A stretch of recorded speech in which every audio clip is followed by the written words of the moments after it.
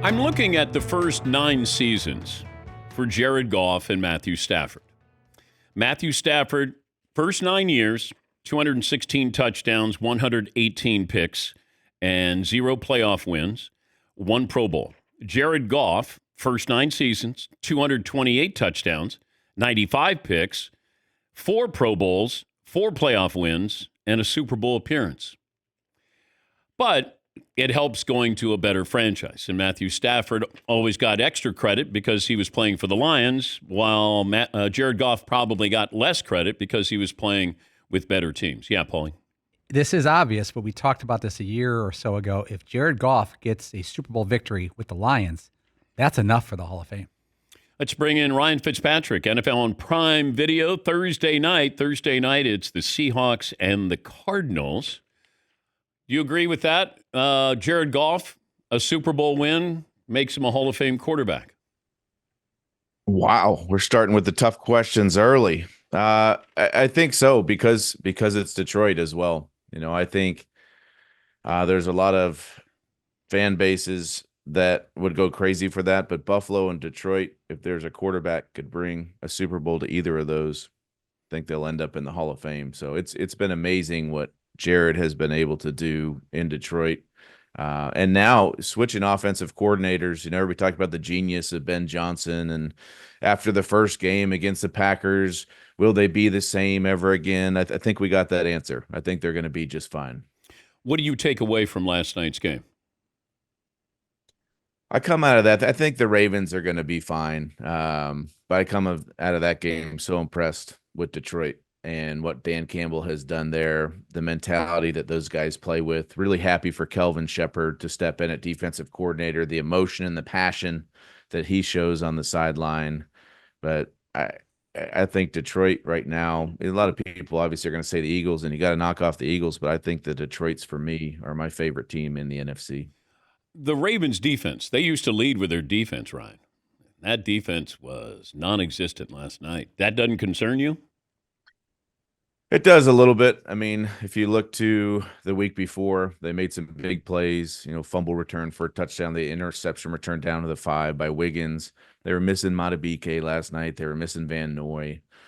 I think we've seen this from the Ravens before, though. I think we've seen the struggles at the beginning of the year. I think they're too talented on defense. At all 3 levels, they're too talented to not figure this thing out by year's end. More concerned about the Chiefs or the Ravens since they meet each other next week?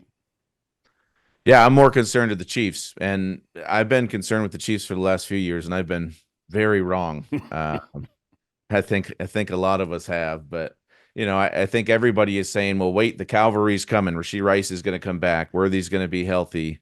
This offense is going to get back on track and figure it out. But it just seems like things are difficult for the Chiefs right now on offense. And, you know, they have a much better defense statistically than the Ravens do right now. But I just think the Ravens are a much better football team. And I think that'll show up on Sunday. What's it like to go against a defense that you know is bad? It's wonderful. It is like wonderful. The Cowboys defense, you know, there's no pass rusher. Secondary pretty shaky. Like, man, you probably have to hide your giddiness, I think, when you go on the field, don't you? I think there's 2 different things as a quarterback. One is to go into a game knowing you're going to be able to run the ball at will, and for it to actually happen. That's when it's great, when you can have a relaxing game, when you can get those 5 and 10 yard plays and then a chunk run here every now and again, and it opens up the play action. You know, they're having to load the box to try to do anything to stop the run game, and you've got one-on-ones on the outside with big advantages. That's huge. But you know, in our Thursday night game, you saw Miami and the Bills, and they were running it at will, and then something happened at halftime, and there was just a lull. And so it's the beauty of the NFL where there's professionals on both sides of the ball. And I think the Cleveland Packers game reminded us of that this weekend, where it's like we think we have this whole thing figured out, and the Chiefs are falling down and the Ravens are no good anymore. And all of a sudden, you know, the Browns go ahead and beat the Packers, who were the Super Bowl favorites 2 weeks ago. How often did you go to the line of scrimmage and you go, touchdown, before the play? So I'll tell you, I had the privilege of playing with a lot of great receivers. So if I could walk up and see a one-on-one matchup with a go ball, and I had Mike Evans on the outside, or I had a quarters look and I had Deshaun Jackson on a post. DeAndre Hopkins was that way too. And then my 2015 season with Brandon Marshall, I did that quite a bit, and he got in the end zone quite a bit. So I think a lot of that is based on matchups and the guys that you have on the outside. How has quarterbacking changed in the last 10 or 15 years? It's changed a lot. And I think, part of it is protecting the quarterbacks, less big hits, easier for these guys to stay healthy. It's still obviously going to hurt when you get hit. We had the great shot of Myles Garrett hitting Joe Burrow in the in the first week, where it's like, so you want to play quarterback in the NFL? This is what it looks like. But these rules have helped quarterbacks stay healthy and stay on the field. And I think the second thing that's a big difference, you've seen completion percentage jump way up. And the air yards on these passes, a lot of these offenses now getting the ball out on the perimeter, having those plays where it's a swing pass and there's a fullback or a tight end as the lead blocker out there. A lot of this is an extension of the run game. And so I think we're seeing a lot of quick passes, a lot of short passes. And I don't know that it's necessarily changing for the better. I like some of that other stuff. And that's why you like teams like Detroit and like to watch the play action and Jared Goff throw it down the field. And on 4th and 2, the Amon-Ra play action, trusting him to make that throw. But it's changed, and I don't know that it's changed for the better in terms of all the quick, short passes. I don't know why more quarterbacks don't start under center. That it feels like you can run play action, like you can hide a little bit more. It's more deception there instead of being in the gun. Help me understand why we don't see more of that. Yeah, I just think because of the way that it's being taught from a very young age now, and in college, it's all about, you have guys coming into the league that haven't really had to be in a huddle and haven't really had to bark out a cadence or a snap count. But that kind of stuff, it's easier to do. You like the spread out, wide open stuff in college, and so a lot of that occurs in shotgun. But it's a big difference. It's a big change for some of these guys coming into the NFL, and it is a huge advantage to be able to get under center. You've got the Seahawks and the Cardinals on Thursday night. I thought Marvin Harrison Jr. was 1,000 yards, 100 catches. This is going to be easy. What the hell has happened?